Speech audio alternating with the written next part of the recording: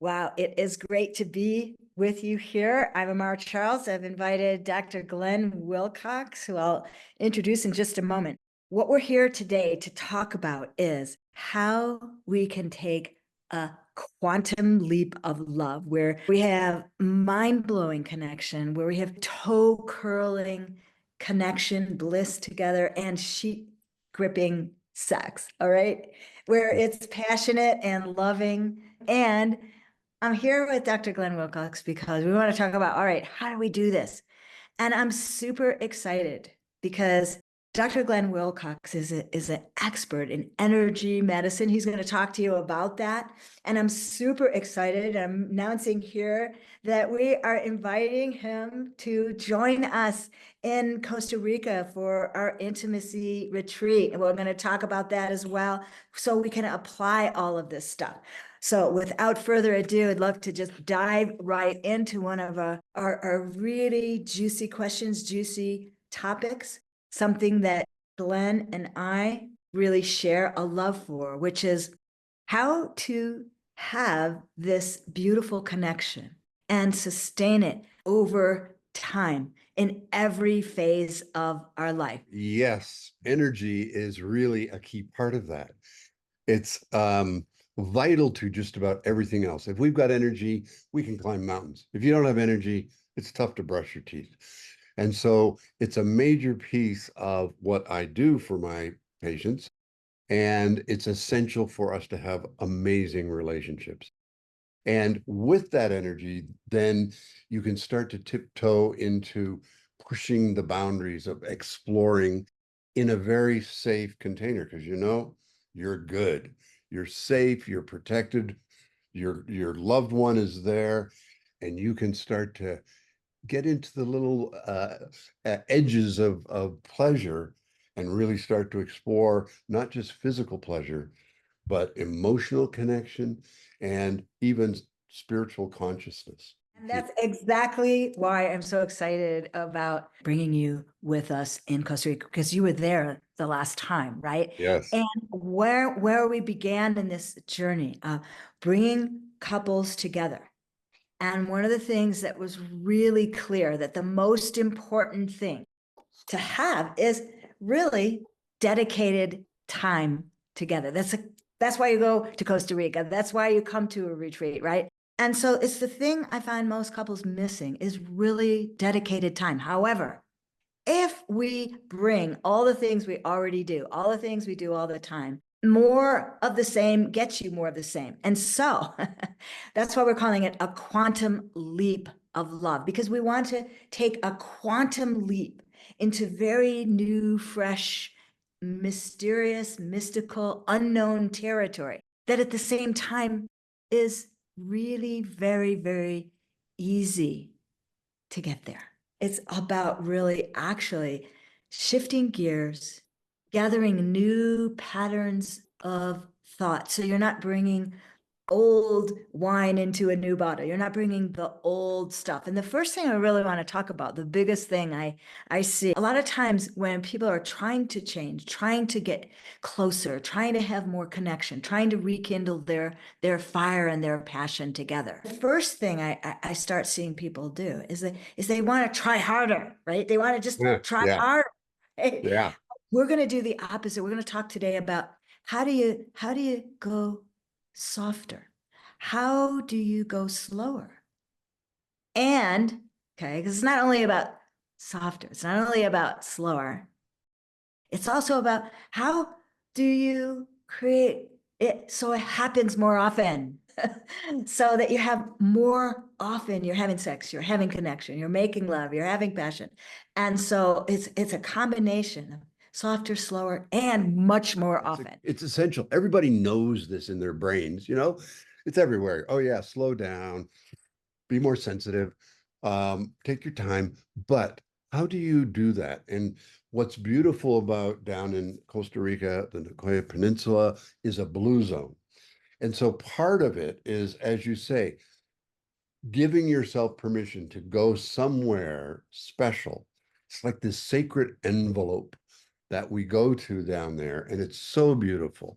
And it's a blue zone where one of just several on Earth where people live longer for some reason. They're just exploring. But you get there and immediately you go, oh, this is different. And your whole being starts to relax. And this is critical because our, in terms of our bodies, there's two different parts of our nervous system, the parasympathetic and the sympathetic. Allow me to geek out a moment here because this is critical. Yes, yes, yes. Go ahead. And so we are, in our society, we're go, go, go, and having children, having relationships, having work, and getting up to an alarm clock. And that's all part of the sympathetic side of our nervous system. And most of us are overdriven by the sympathetic, which the keywords here are fright, flight, and fight. Okay, so there's do. And in your mind, you're going, yeah, I need to relax and I need to take some time to be one-on-one with my love. We know this, but we don't know how to go, to the other side of this, which is the parasympathetic side, which is rest, digest, restore, all of these things that allow us to just naturally connect when we're in that space. We all know, oh, ah, oh, look at you. All of a sudden, you see the other person and you're present with them. Getting to that place then allows you to start to explore the edges and connect at a much deeper level. So that's something we'll explore down there. The Nicoya Peninsula is one of the 5 blue zones in the world. Right. And you can see about it online. There's beautiful stories about it. But the main thing is that in that place, you have the forces of nature, the forces of creation that are just amplifying all of the feelings, all of the connection, all of it, including the explosions. You know, it was funny because we go down to paradise and we have this expectation of you go to Costa Rica and everything is just going to be just amazing every single moment and everything. And it is, it's beautiful. And also everything gets amplified. And so everything gets healed faster. And it's very, very interesting. What happens in that space is that it becomes more possible to use finesse instead of effort, right? Yeah. And so that's what we focus in as. It's great to say, as you said, I totally agree. It's great to say slow down. But what I have found is that everybody thinks they're slowing down.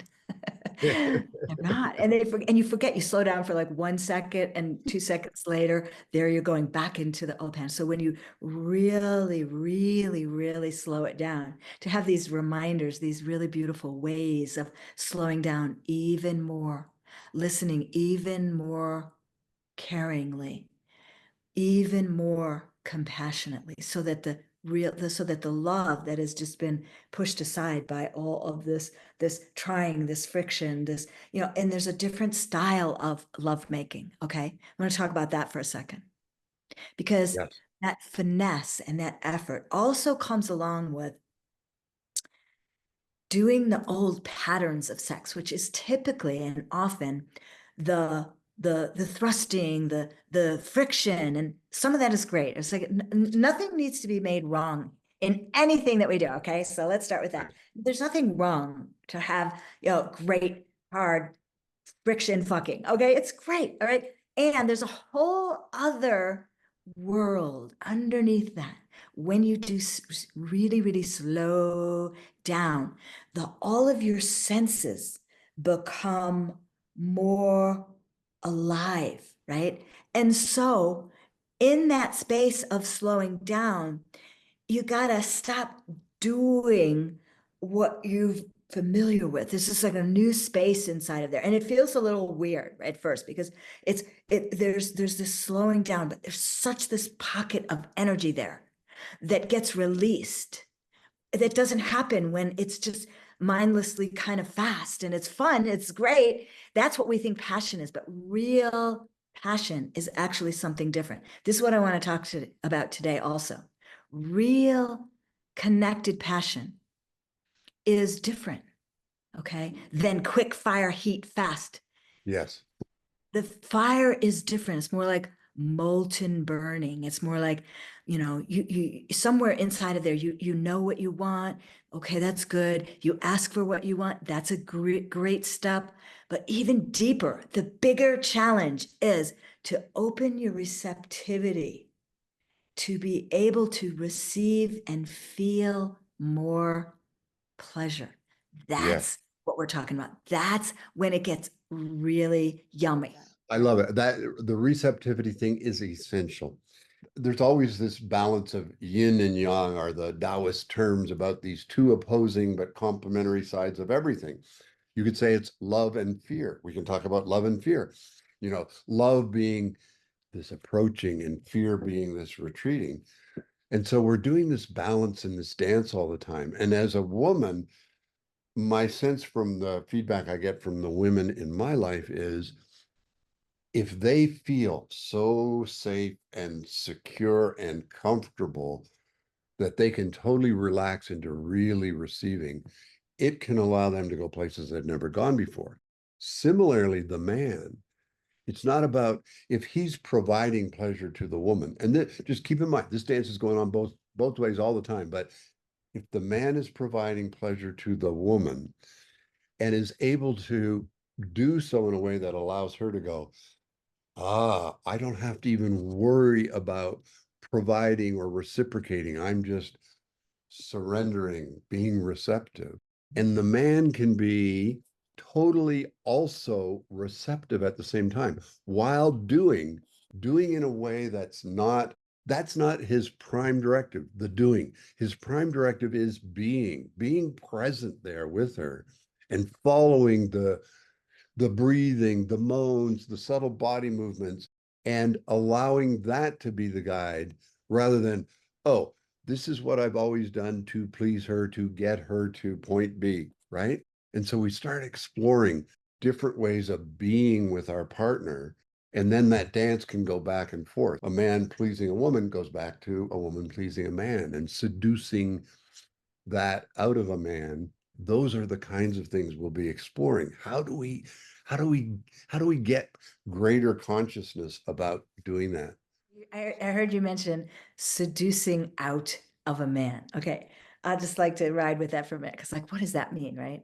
One of the things that I find most enjoyable as a woman is allowing myself, as we've been mentioning, to be more open, to be softer, to be slower, to be more caring, to really pay attention to some of the details, some of the finesse, which means and includes your environment, the music, the comfort that you're living in, but also, okay, so it's not only that receptivity, it's also, because here's what I find. When I'm really relaxed, when I'm really soft, when I'm really open, what happens is this energy, right? This energy starts to happen inside where I'm not thinking. Now I'm just feeling, right? And I'm getting excited, right? And I'm allowing myself to follow my desires. Okay, that's the biggest thing. Is like, let your energy guide you, let your desires guide you, right?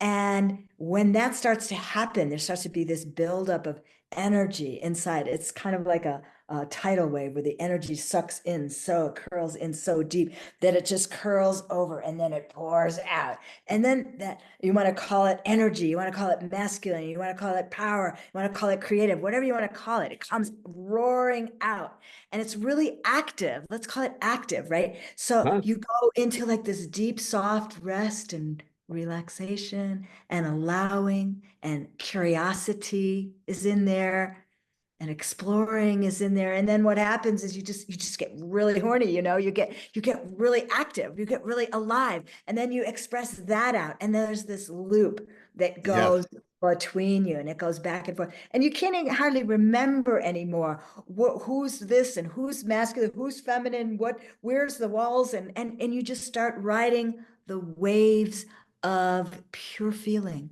of pure pleasure. And it doesn't need to look like anything. I mean, that's so absolutely right on. So one, as a man, when the woman I'm with starts to give me and I use the word seduce, but when that woman starts to move, breathe, make sounds, it so turns me on. And I just want to please her more. And then that, like you say, that wave of her passion just engulfs me. And I'm going to put something out there for men. And that is my experience, and I think it can be for other men. You can have orgasmic pleasure at very many different stages without ejaculating. You can start to feel orgasmic pleasure and energy as this dance, this back and forth, these waves are crashing and intertwining are going on. And men, it's not about, oh, I just need to please her and at some point it'll be my turn. No, it's your turn all the time, right? That's Yes. part of this dance. And well, I'll say something now for women. I'm invited to teach at women's retreats, goddess retreats, where it's just women and I'm the only guy talking about everything sexual. And the real common theme that always comes up is, and these are sometimes women in relationships, great relationships with great men, really amazing sexual relationships, but they all go, how do I talk? How do I get my man? How do I communicate to my man to do it a little differently, to explore a little differently? Many, many, many women are a little sensitive about that. They don't want to hurt their male partner's ego. They're not sure, how do they go from, well, he's touching me, but could he do it differently? And what I always say is seduce it out of him. Men are simple in that way. If you start to not talk to him, not go, hey, would you, no, stop doing that, do this. No, no, no, no, no. You start to, just give him a little and move or something. He'll get it. And that's the way to start to change this, not with da da da da, da talking, and because then you start getting into that sympathetic side where, oh, am I doing it right? Oh dear, I meant that. No, you're into that. Oh, yes. We often may think that we said that before, we asked for that, we told them, and we get disappointed because we think, and then we make up, well, they don't care, or they're not listening. That's not necessarily, that's not what's happening. It's they very much care. And I make it mean they're just really eager, right? When you're writing, you have all these excitement going on, you can tend to go into some old patterns. Let's just leave it at that. And then you kind of override what's actually happening. So the way through that, it was a really beautiful conversation I had, because this kept happening over and over. They'd have these conversations. She said what she wanted, and he heard and he listened. He really tried. And then it would just go back, and would just, like a rubber band, would sort of snap back.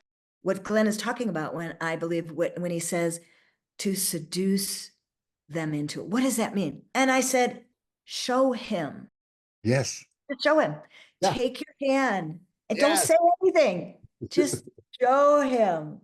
Okay. Show him how you feel in your body. If there's any words, make it a moan. And she said, oh my God, I never thought of that. It was like, it was so, so, so, so simple. Okay. And I love what's simple, right?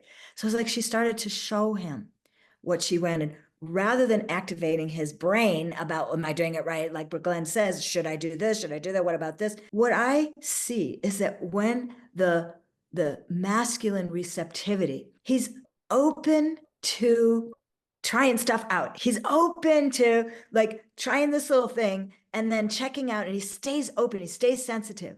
Okay. He's not stuck on it. He just tries this little thing. And he goes, oh, that wasn't quite it, but he refines it. He refines it, and he notices her reactions. This is the part that you can get better at. You can train, you can learn, right? You can learn not just to slow down, but inside of slowing down, what are you doing? You're watching, you're listening, you're feeling, you're noticing, right? That you can train how to do, just like you can train how to do that in anywhere else. You can train to become what I call like just a great lover. The things that Glenn and I are really excited about partnering in, because this is what we love to show people how to do. How can you learn this stuff in just a really practical, very exciting way? Glenn, I don't know if I told you this, but several people, not one, not two, 4 or 5 of the couples that we had at the last time we were in Costa Rica was that they said, oh my God, this was like a second honeymoon. And I was like, and now they want to come back. And I'm saying, okay, well, then you're going to have a third honeymoon. There is infinite possibility for ongoing, expanding pleasure, orgasm, passion, love. It all comes down to love. It's all about love, energy and love.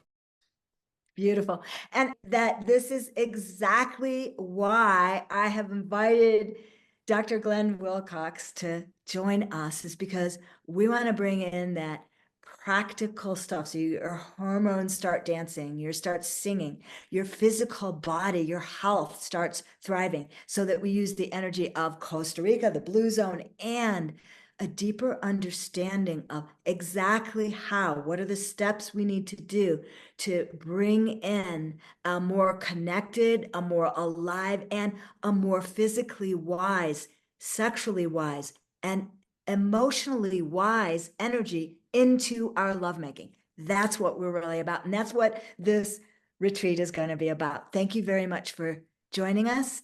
And we're really happy that you are here. And if you want more information, you can just look below and find out more about the retreat, or just private message us, and we'll be happy to share with you how you can join us and how you can find out more. Thank you very much, Glenn. We'll talk to you soon.